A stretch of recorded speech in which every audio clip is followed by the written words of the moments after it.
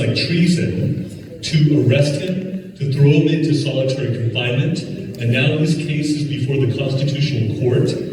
And the person who wants to take over the country, Lee Jae-myung, the head of the Democratic Party of Korea, he's a communist. He has allegedly been forking over millions of dollars to North Korea, wants to turn the country over towards the Chinese Communist Party as well. And what's very ironic is many times the things they accuse President Yoon of are the very things they're doing themselves. They're saying he's an insurrectionist when they're trying to topple him from the rightfully elected presidency.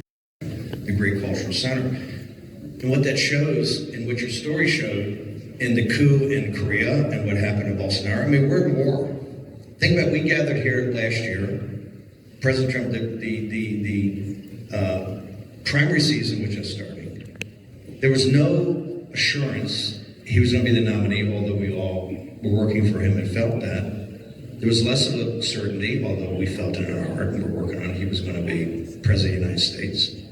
And in fact, that journey started at Cpac in March of 21, after the election had been stolen and President Trump went down and had, besides the core of MAGA and Cpac and the grassroots, had no support at all from the about 47 days.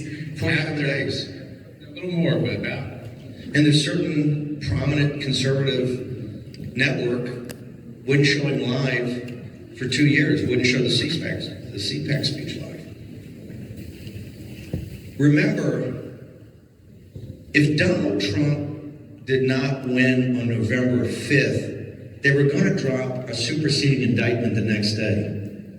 Donald Trump, the indictments of Jack Smith came to 300 years in prison, and they wanted Donald Trump to die in prison, just like they want President Bolsonaro to die in prison, just like they want President Yoon to die in prison. The stakes we're playing, look at, we couldn't be playing for higher stakes. And they don't think they've lost yet.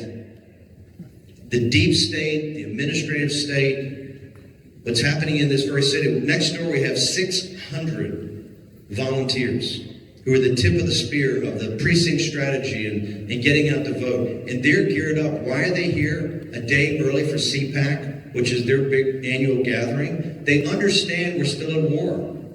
This story is far from over. They indicted one of the best men in this world yesterday in Brazil on nothing, to send him to prison to die. Just like they want Trump to die, just like the Chinese Communist Party wants you to die.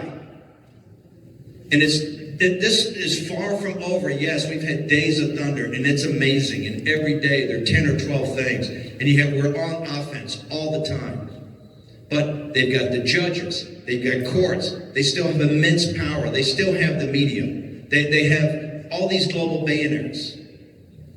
And if you look at our partners, you look at these the parties and the politicians and the youth and the grassroots movement throughout the world, Europe, South America, Central America, Asia, it's now our time, and this is when it's going to be the hardest.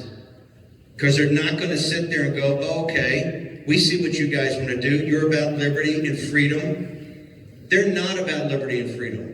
They're about controlling the most powerful apparatus in the United States and in all these other countries in world history, and they're not going to give it up unless we take it from them. And when we take it from them, we then have to execute on that to make sure we deliver on the promise of liberty and freedom. And that is a grind every day of the week. That's why I'm proud to be here at Cpac. And I'm proud to see the people that come consistently. And if Matt Schlapp and Mercy had not had the courage to invite Trump 47 days after they stole the election, when the entire essentially conservative media, the entire Republican Party, all the donors turned their back on him, we wouldn't be here today winning. But we are far from victory. November 5th is just another day for them. Every day it's a struggle. And if you want to see what the stakes are, You look at an individual that's one of the finest men in this world, and you think they learned the lesson from Trump? No, here's the lesson they learned. Get him in jail. Because the only way we're going to win if we imprison him. That raises the stakes. I'm proud to stand here with Bolsonaro. I'm proud to stand here with the South Koreans. We have a fight on our hand, and we have to let them know there is nothing they can do that will defeat us.